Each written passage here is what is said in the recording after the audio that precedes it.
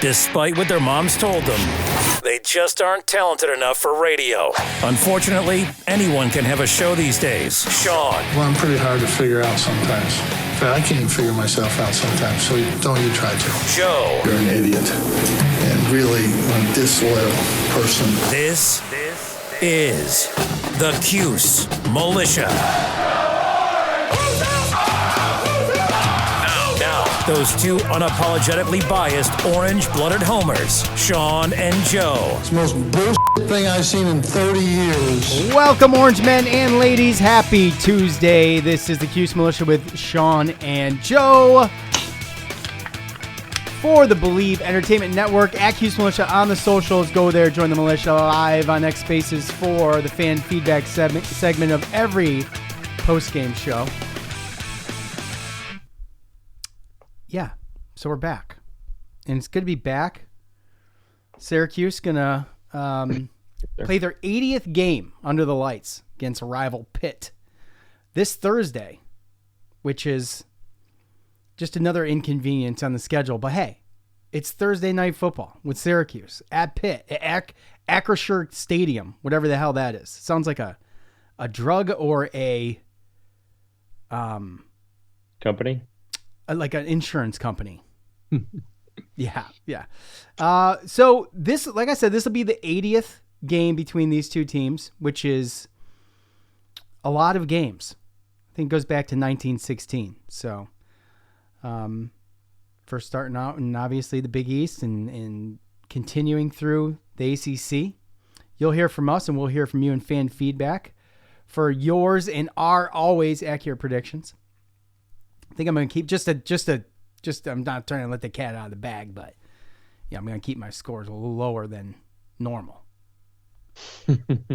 Just because. So anyway, Joe, I know you did, but I'm going to ask anyway. Did you listen to Coach Autry's 20 minutes of pregame or basketball preview presser, whatever you want to call it? Did you take anything out of that? No, not too much. Me either. Well, I'll say this though, just to add a little bit of basketball to this, since there's a game this Saturday at 1 o'clock, you said? 1 o'clock? Yep. Exhibition game against someone named who again? Clarion, yes. Of course. How could I forget? Yeah. Mascot Clarion Clear. Yes. Okay. the Stanford Cardinal, as it were. It's never plural, by the way, because it's a effing color. So stupid. Anyway, okay. I didn't really take anything away from the presser necessarily, but I did think about something that, what is my main gripe been for? Well, this might be tough. I mean, you might not even get this, but what have we been most missing on that team for the past, I don't know, years? Rebounding. Yes. Very good. And come on. Experience. Okay. I mean, you could add that in there. A center. Okay. Yeah. Okay. So you got Eddie Lampkin Jr. And what do we talk about? Big centers. Big ones. Like, give me a big center. Right? Well, we had McLeod last year. Yeah. Kinda. Yeah. But then he got hurt. So we didn't really get to see his full development. Yeah. I mean, we kind of missed him. He's going to be, I assume, no, I don't know for sure, but I would assume he's going to be backing up Eddie Lampkin. And I don't, okay. All right. Because of the experience. And then this Jared Davis, who transferred from, well, where the hell was it? Where the hell was it? Delaware.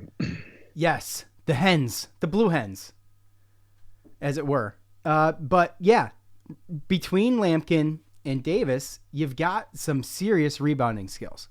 So look, Freeman coming in. What? Oh, and Freeman. Yeah, exactly. Which we haven't seen, but we have to assume, right? So that's what I'm excited about.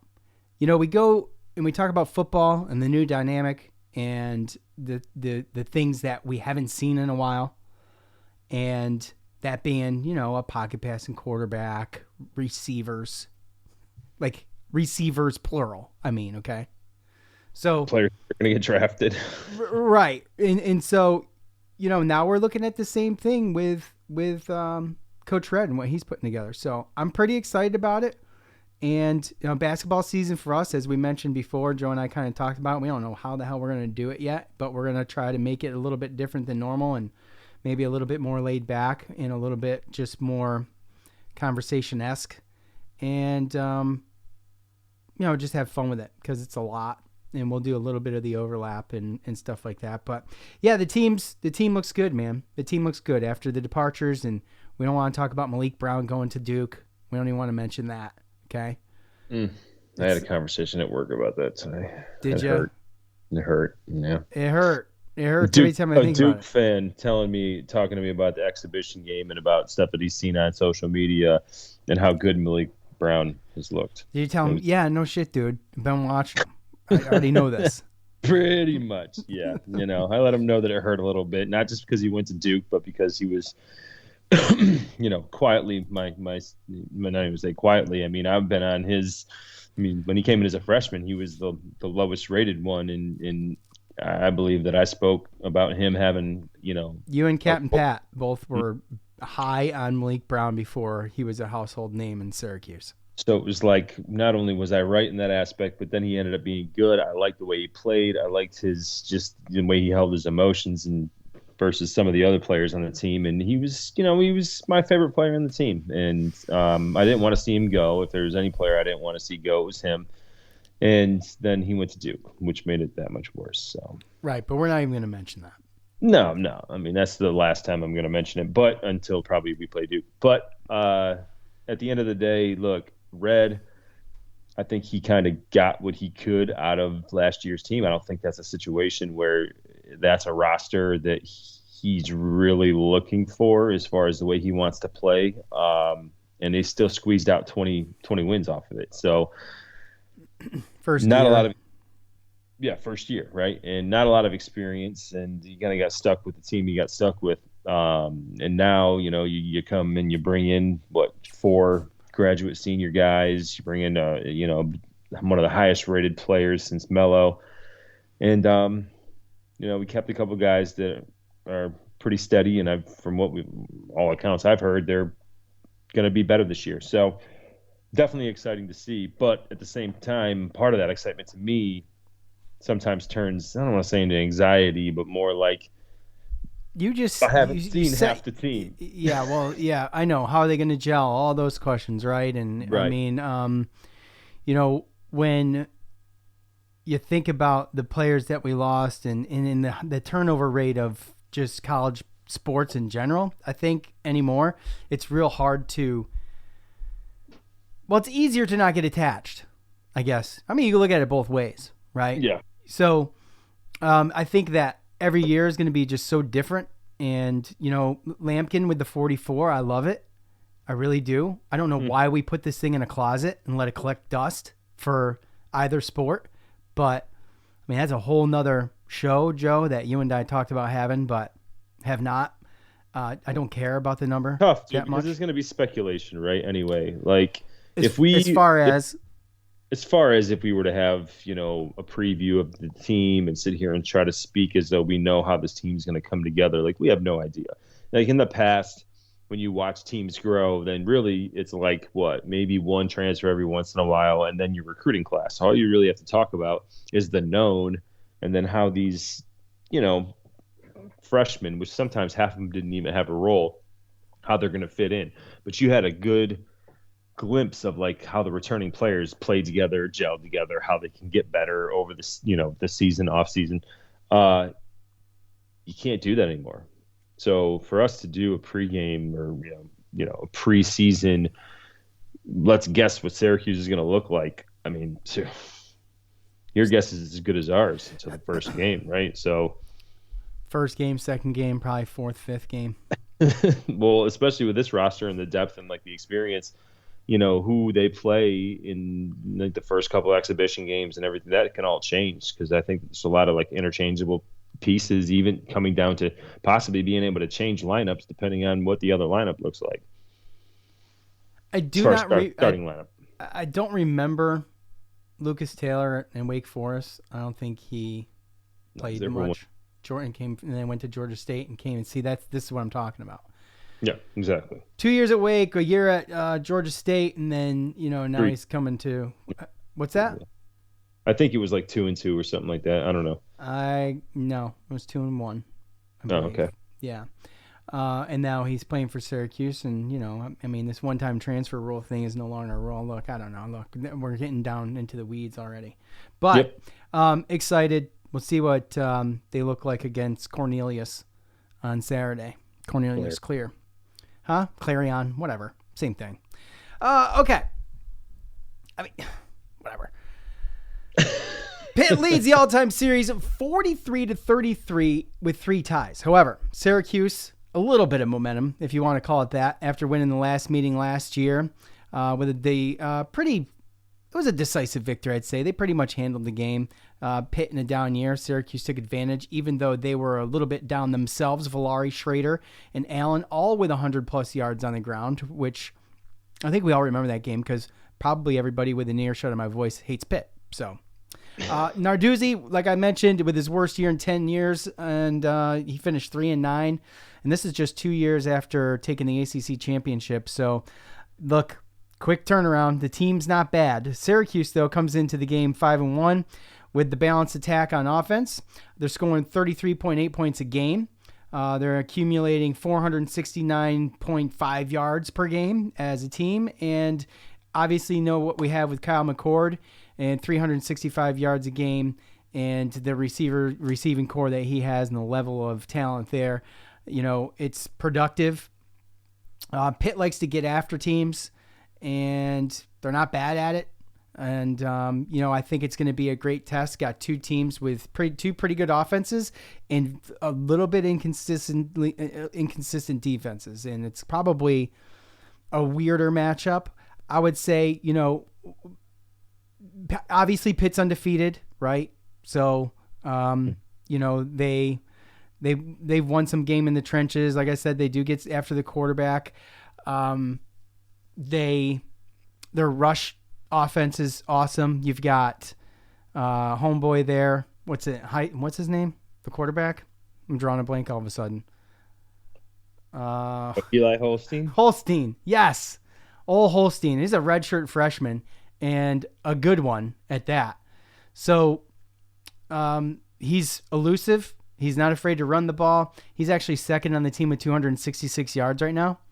And, that's pretty good considering the way, and I look at ESPN because I feel like it's the most accurate. They do account for all of the negative yardage stuff within there. So, but he is second on the team. But this Desmond Reed dude is, to say he's kind of a beast is an understatement. He's actually second in receiving, first in rushing, 494 yards rushing, and 341 yards through the air with 4 receiving and 3 rushing on the touchdown end of things. So 7 touchdowns, which is not bad. And, Syracuse has struggled a little bit with their defensive rush attack, right? So yeah. Now Pitt is holding opponents rushing to 108.5 yards a carry or a game, and Syracuse is averaging around 104. On the flip side of that, you've got a team in Pittsburgh that's rushing for 175 yards a game. So, not for anything. That makes me a little nervous. They do a lot of RPO stuff. I've seen a little bit here, a little bit there, but I did watch a condensed game against Cal this afternoon, and tried to sit down and watch the whole thing. But I'm not sure if that was the best sample I could have watched because it seemed like Pitt was kind of not really in a rhythm too much the whole game. Although, like you mentioned, Joe, Cal's defense is pretty good, but at the same time, they didn't score in the second half. So, and they almost lost that game, by the way. Should have probably lost that game. And you want to talk about a special teams blow was missing that for the win. Well, there was still a minute 47 on the clock, but to go up anyway. So Pitt, too, out of the 4 Power 4 teams they've played, they've beat all of them. Obviously, they're undefeated, but Only 2 points against California, 4 points against West Virginia, and I think 1 point against Cincinnati. And they beat North Carolina by 10. So they're not world beaters. They're not world beaters, but they're not bad. So the thing about them is that they have this offense that's dangerous.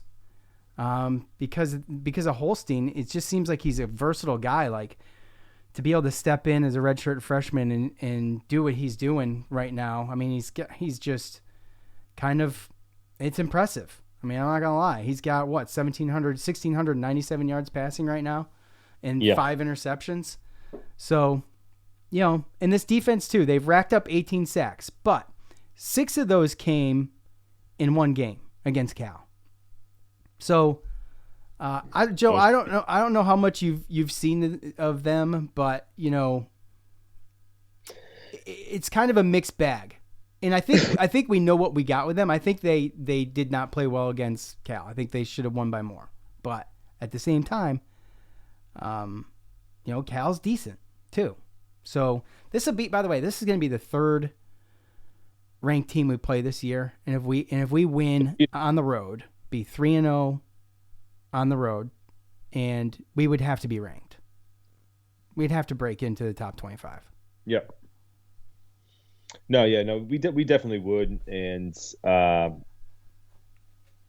Pitt to me, obviously highly improved from last year, but to me they're kind of like if Syracuse would have let's just say somehow we just knocked down that 4th and 9 against Stanford, and somehow we're 6-0 at this point, right? We would be ecstatic and we'd be ranked, but we'd be we got a little lucky getting here, right? And to me, Pitt's kind of the same way, right? They're not undefeated because they're perfect everywhere. They've kind of had an easier schedule, I think, that you can. I mean, some people might argue that, but we've already beaten 2 ranked teams. So realistically, Pitt to me, although good and you can't overlook them, I think their defense is very good. But see, I think their offense is better than their defense. Their defense is good. They're aggressive though, and you can expose an aggressive defense. I do worry about our offensive line holding theirs. No, you absolutely can. But when you look at this team, we've played a very similar. When you look at this team, okay, so Eli Holstein or Haynes King.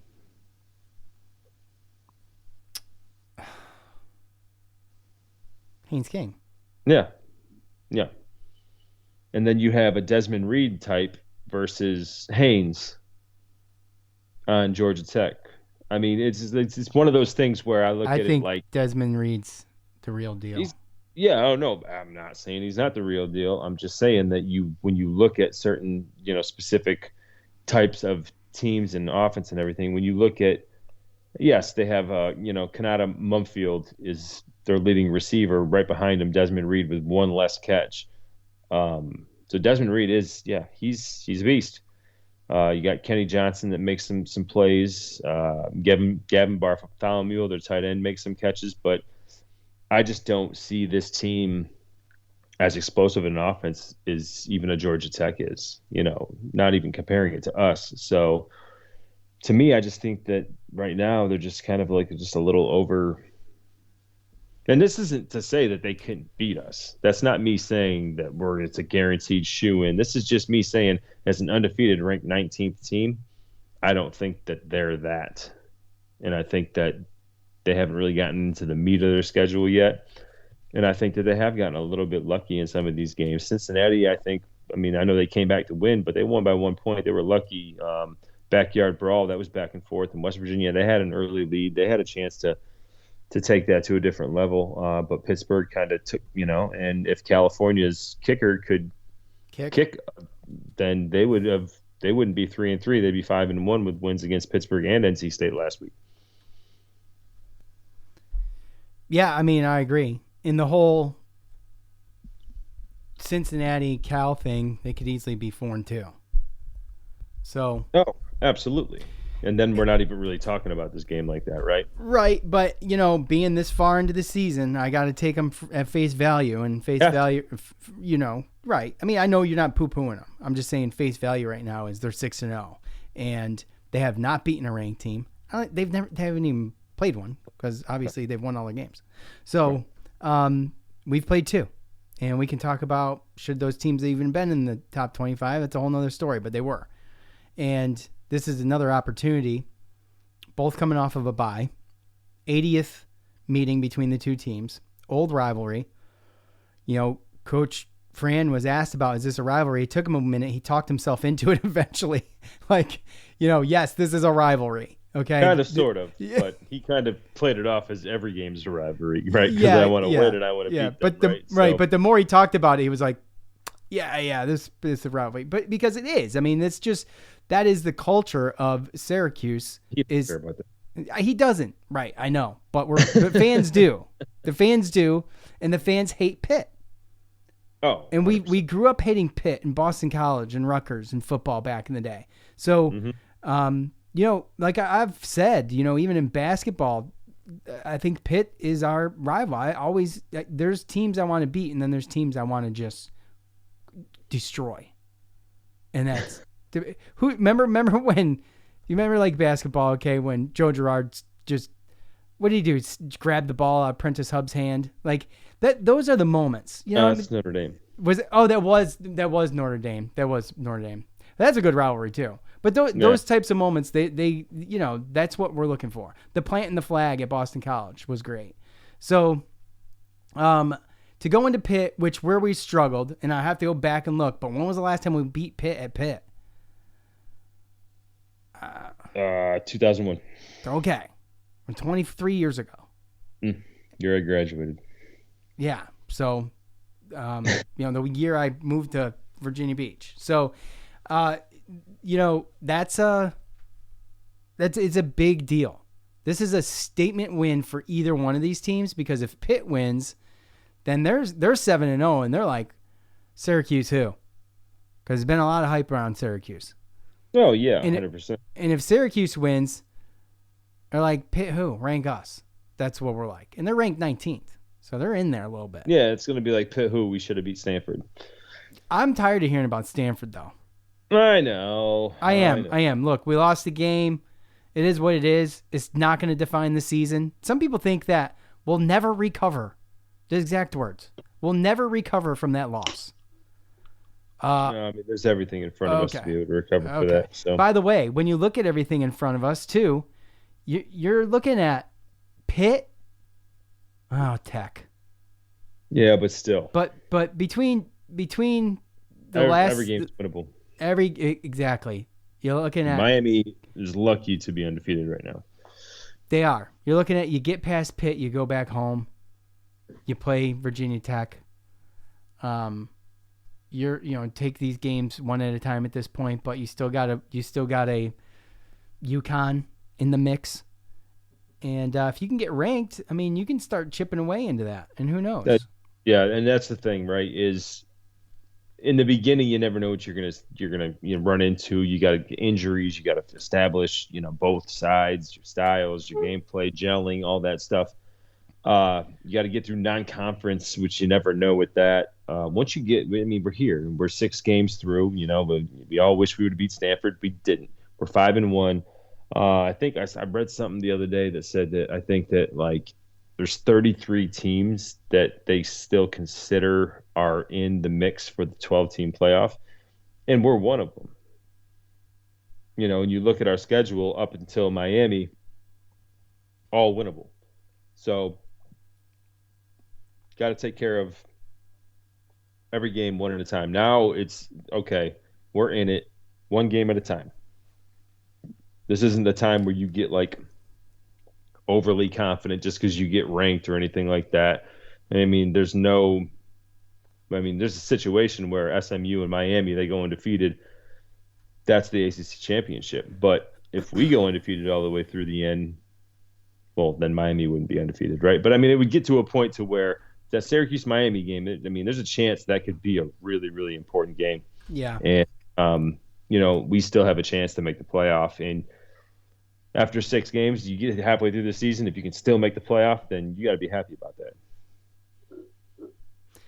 Yeah, absolutely. And I mean, the one thing, you talk about Pitt's defense, and I'm not poo-pooing their defense because I think the offensive matchup, the offenses are both very similar in the fact of they're both pretty good, and they both have some pretty dynamic players. So I feel like it's like our defense did a tremendous job against NC State. They need to carry that momentum into this game for us to be able to pull out a win. Pitt's defense, their rush defense, they're pretty damn good. They're relentless, man. They're like I said, they're only allowing 108 yards a game. Syracuse is only averaging 104. Yeah. So they're 25th right now in that regard, and it's going to be a huge challenge for Syracuse's offensive line, who has been okay at times, but has also been questionable. And I think the defenses both have their own inconsistencies, and it's going to come down. I think a lot of this, when you talk about the trenches, and you don't want to sound all trite about it, but a lot of it's going to come down who's going to win at the line of scrimmage. Oh yeah, 100%. And I don't know how many times McCord's been sacked this year, but not many, but he's taken a couple. But Stanford was the worst game, right? And it's one of those things where you look back and say, okay, well, if they go back and look at Stanford and see what they did to be successful, but at the same time, wouldn't UNLV and NC State done that? 4 sacks. Stanford got to Kyle McCord 4 times. But how many times has he been sacked for the season? I don't know. I don't know if you can look that up. Well, you can look it up, but I'm not going to be able to. I forgot Eli Holstein's name at the beginning of this show, so I'm not going to remember it either, even if I saw it. I guess I'll get it 11 times. Okay, 4 of them against Stanford. Right. So you're saying 7 more throughout 5 games. 7 more in 5 games. That's not a lot, right? And I just would like to think that if there was something special or unique that Stanford did, right, then UNLV and NC State would have copycatted that. So whatever went on in that game, I feel like we've rectified that. And that was the first game without. This is a Captain Pat point right now. I'm gonna just tell you because I was texting him over the weekend. That was the first game without Zede Haynes. I don't know how much that throws off the offense, but it could have had something to do with it. Things changed that game. Could have taken a little, an extra week to get right with Jackson Meeks or something. You never know. Mm-hmm. And by the way, Coach did say is when he knows Zede Haynes is coming back, he'll let everybody know. Okay. He'll throw a party. There's going to be orange and blue balloons. There's going to be all kinds of things. Ticker tape parade. He's going to do all kinds of shit. So, AKA, if you can't tell that he's annoyed about those questions. Golly, dang. Just get the hint. Just get the hint, And I think also another thing that I just took from his presser. Yeah, was that Desmond Reed transferred from Western Carolina, which is his alumni. That's where Coach played. So, he gave him some big ups. He was kind of happy about that. So, yeah, I don't know if you caught that part, but yes, I did. And what other part did I catch? Who was it last week that was on the field practicing during warm-ups? Well, Marlo Wax is likely going to be back. The hope is against Tech, right? Yeah, I think that he, without saying it, said it. He pretty much came out and said that. Yeah. Yeah. So, who was the other one, the cornerback? Help me out. Freshman. Marcel. Yeah. Yes. Marcellus Barnes. So, hopefully we see him. No, he'll be back. Okay. But I loved his explanation. I loved his explanation of it. Was more or less like he will. What he last doesn't week know- for he last doesn't- week? no, it was from this when he talked about Marcellus Barnes being back, and he was like, but that don't mean that he's just going to be in there and be in the starting lineup. Like Right. you still yeah, got to yeah, produce, you still got to earn your spot, and it's not one of the situations where just because you had the spot before you got injured, and then you come back, doesn't automatically mean that you're going to get your spot. Right. You've got to produce and practice is what he was saying, and that's what I meant this week in the presser. By the way. Yeah. Yeah. So. Okay, look, it's time to transition to Twitter to hear from you right now.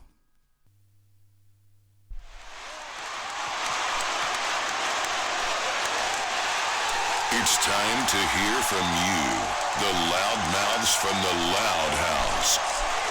All right, if you don't know what time it is, you know now. It's that time. This morning, I left a little tweet on X, and I left a little post on Facebook asking for your final score predictions of the upcoming game with Syracuse at Pitt this Thursday at 7 something or other. And you leave them there, we talk about them, and then Joe and I pick the ones we like, and we talk about them, and then we try to rip off their prediction score and pretend it's ours.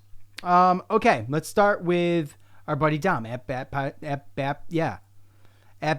by Fire 7. The after bye week game blues bites the Orange again, along with their kicking woes, as the Orange missed 2 field goals in this notoriously hard to kick in stadium. That's true, if you remember, which I'm sure you do. Yeah, well, I mean, with that comment, I will say that, looking at the stats today, Pittsburgh's kicker is 28 of 28 on extra points this year and 10 of 10 field goals. And one was 58 yards. Yeah, he has not missed this year. Yeah. McCord still throws for over 300, but can't get them over the finish line as the porous D zone collapses. Pitt 30, Syracuse 24. Look, he brings up a good point, right? Coach was asked about it at the presser. The bye week game blues. It's been something that could be actually a curse because there's very few coaches who have overcome it. So I don't know if someone over there sold their souls, but yeah, that's something to keep an eye on. And if we can just break that, that would be fantastic. Nick on X, forecast looks clear and mild. Weather shouldn't be an issue. Look for Cuse offense to stay hot. McCord throws for 325 plus and 4 TDs. LeQuint has 2 TDs on the ground. Cuse 38, Pitt 24. Well, one thing I noticed about Pitt, though, looking at Pitt, is the games aren't like super high scoring. Other than Youngstown State and Kent State. I mean, West Virginia and them, they went. Yeah, they battled back and forth. Rivalry. That could be something to keep an eye on too, I guess. But I like the prediction better than Dom's. Pessimistic Dom.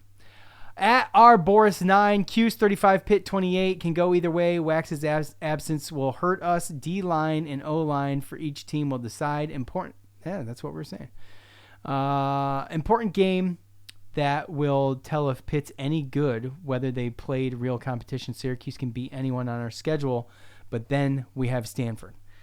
Yeah, I'm not, even a blind squirrel finds a nut every once in a while. It's just one of those things. I mean, Syracuse has been in that position too, like the year they beat Clemson. That wasn't supposed to happen. The year before that, when they beat Virginia Tech. Or was that the year before that? Somewhere around there. But, those things weren't supposed to happen. Those teams carried that with them all year. Their fans did. The teams probably didn't, though, because the teams went on to do pretty damn good. Right. So, with that said, I do believe that it starts with the lines on each team and who's going to be tougher. Are they going to have the T going? Is you going to have toughness going? You're going to have the grit. You're going to have the determination. Then whoever pulls that off, I think, is going to be the winner of this game. I think Pitt's good, but I think this is the best team Pitt's going to play, in my opinion. You think that's fair, Joe, or is that just me talking like a homer? Not gonna play played up to this point. Did I say going to play? You said going to play. Yeah, no, played up to this point. This may be their biggest challenge up to this point. I mean, statistically, I'd say yeah. Homerish, I'd want to say yeah. I mean, if you look at their schedule, do you think the Syracuse? I mean, I look at their schedule. They got Clemson and SMU. Oh yeah, so that's 2 losses. But I mean, SMU is shocking me. I'm impressed. Yeah, SMU is actually really, really good, and they have I think Pittsburgh's like the hardest team that they play throughout. I mean, I think there's a good shot SMU does go undefeated this year, but nonetheless, I look at this the schedule that Pittsburgh played, and I'm like, I feel like Syracuse could be undefeated with that too, right? It's a good shot, realistically, yeah. Well, we'll see. We play Cal. I mean, and look at the teams that we play. I mean, if you look and you want to be like unbiased to the situation, what's Pitt's record if they played our schedule? 5-1, 4-2. I'm just saying, you don't know, right? But all we know is that we've beaten better teams if you go by the ranking system, right? Yeah. So, I don't know. It's tough. Our buddy Atwell Cuse. This is going to be high scoring because both offenses are better than the defenses. Hopefully, we can successfully run the ball like last year without having to run the Wildcat. 38-34 Cuse. I don't like Pitt. I don't like Pitt either. At David Super, our buddy David. Slow start from both teams, a frenzy to the finish. 44-39, top 25 ranking by the end of the weekend. Okay. Orange, by the way, 44-39. I'm going to hold strong to my low-scoring game, I think. But Pat brings up a good point. He does. The offenses are better than the defenses, I believe. It's true. So it could be one of those. Like you said, Cal's defense is pretty good, and they kept that game, kept them shut out in the second half. Let's see. Do you got any going? I got a bunch still. Let me do one more, and then you can do the 3 that are on Facebook. I think Cuse wins, learns from prior bye week, and shows that it will be in the conversation for ACC. Meeks 2 touchdowns, Gadsden 1 touchdown, Al 1 touchdown, Pena 1 touchdown. D gets big stops and holds Pitt late in the fourth. We win turnover margin with 1 takeaway. 35-30, Syracuse. Let me add up those touchdowns real quick and see if you. Okay. He's got it. Legit. Okay. He's got it. He added them. Well, so Facebook, there's not a lot of meat here. There's like. Let me guess. Andy. 3 people. Yep. Andy is definitely one of them. Andy needs to slide over to X. 8 so there's 8 comments. 3 of them pick Pitt. Oh my gosh. Are picking Pitt to win. Okay. And there's a couple. 28-17. There's not, like I said, there's not an explanation. Cuse with upset 24-17, 34-31 Cuse.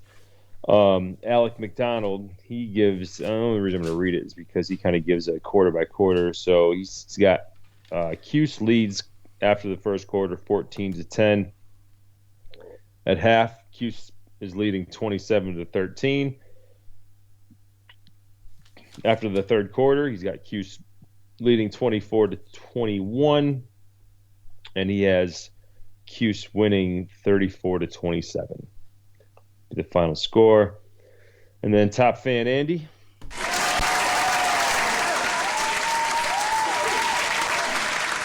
Andy. Yes, sir. I kind of feel this a little bit, but Pitt is overrated. We've already beat better teams, UNLV and Georgia Tech with a healthy King. Pitt can't stop Syracuse offense. Syracuse defense plays just a bit better than Pitt's defense and forces a young Holstein for a forced fumble and a pick. 35-27 Syracuse. 45-27? 35-27. Oh, I'm sorry. Okay. That's realistic. No, yeah, 100%. Is that it? That's pathetic, Facebook. Golly, that is it, they sir. suck so bad. Not they, the fans on Facebook. Well, you know we need to give Facebook more than 11 hours for that to marinate. Dude, the thing is about that, if you don't get on it right, it's the time of day. Like, I could throw anything up on Twitter most of the time, any time of day. And if it's one of our prediction things or thoughts on the game, like, it does well. Like, Facebook is so weird. It's like, I don't know what times to post that are going to be the best to do it. You know what I mean? It's like, and things on Twitter last longer. Like, more people see them. Whereas Facebook, if it's fizzled out, no one has seen that past. I think I posted at like 7:30 this morning. No one has seen that past like probably noon. You know what I mean? Right. It's like, it's so dumb. It's so stupid. At Cuse Life for 15, Pitt is sus. What does that mean? Suspicious? Suspect? Oh, okay. Yeah, same thing. Okay. They're a good team, but had to come back twice in the fourth quarter down by 10 points or more. Okay, stop there. Yes, but they did it. And that's the thing. Because I know if it was Syracuse, and like, well, Syracuse had to come back from 10 down in the fourth quarter to win 2 of their games. I'm like, yeah, but they did it. And it just shows how the relentlessness of that team. So you can say the same thing for Pitt. And I understand the point. But it's shame on those other teams for not hammering that home. That would have been Cal. And no, it wouldn't have been Cal. They weren't down by 10 against Cal. What games were those? I remember one because I watched one. I watched it come back. I was pissed. I can't remember. That might have been West Virginia. Mm-hmm. So then Cal missed a 40-yard field goal to win. I hate Pitt. I feel you. Cuse 35, Pitt 24. I like it. At D-Bone 75, Cuse 38, Pitt 34. That's another high one. I don't know if they get that high, but I don't know. At J. Prosner 27-21, Cuse. And that's not 2 field goals. It's a miss. It's a missed extra point. So, couple more just leaving the scores, and I love that, but we will transition to our predictions, Joe. What was the score of the last game? 24-17? Is that right? That was right? Syracuse, NC State? Yeah. So it was a touchdown? Yeah. Oh. 24. Golly. My prediction sucks. You won. All right. It's hold on. It's 3-3. You and I are 3-3 right now after 6. So, what do you want to do, Joe? You know the game. Make a decision. Your video has been off this whole time too, by the way. What's that? Which I don't need to see your face. I just need to hear you. It's fine, but I'm just saying. There he is. Drop a little subtle hint that you want to see my face. So that's fine. Yeah, 45 minutes in. Hey. I'll punt. I'll punt, sir. Okay. All right. So look. I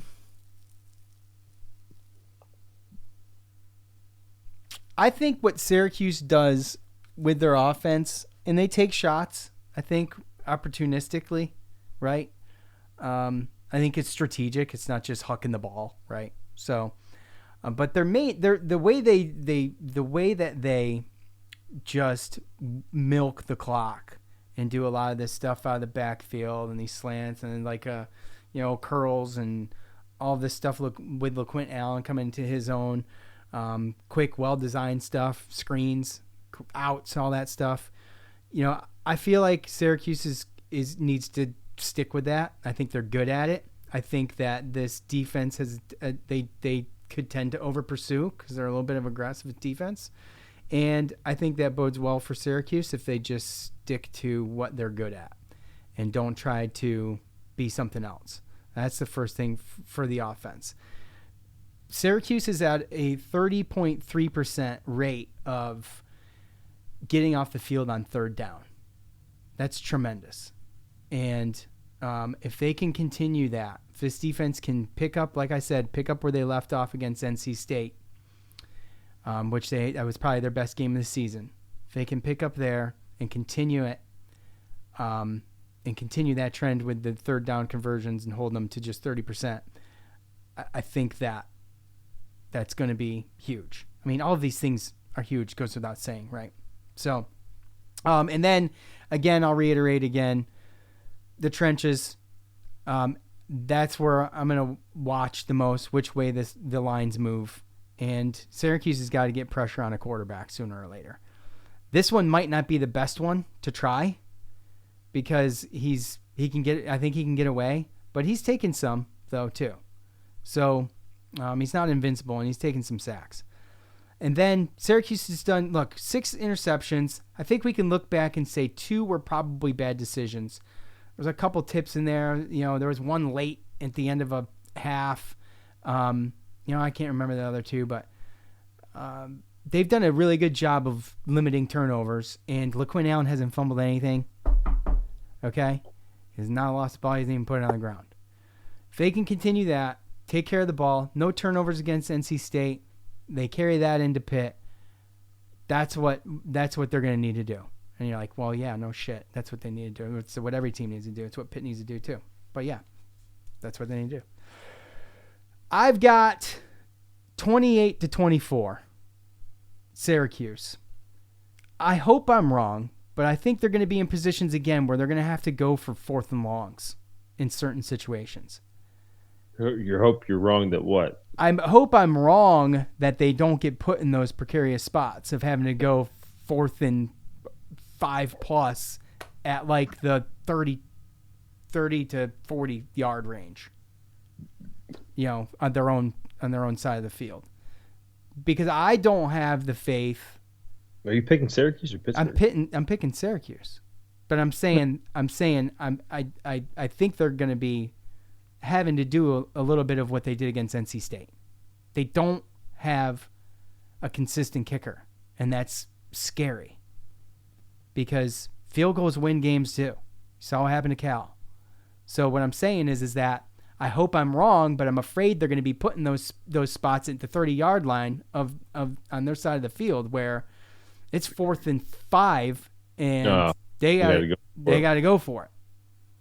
Okay, so better dial up some plays and put some other extra things in the playbook for just that thing because that's the way I see this trending right now until we figure a place kicker situation out. So anyways, I do have 28-24 Syracuse and ranked by Monday.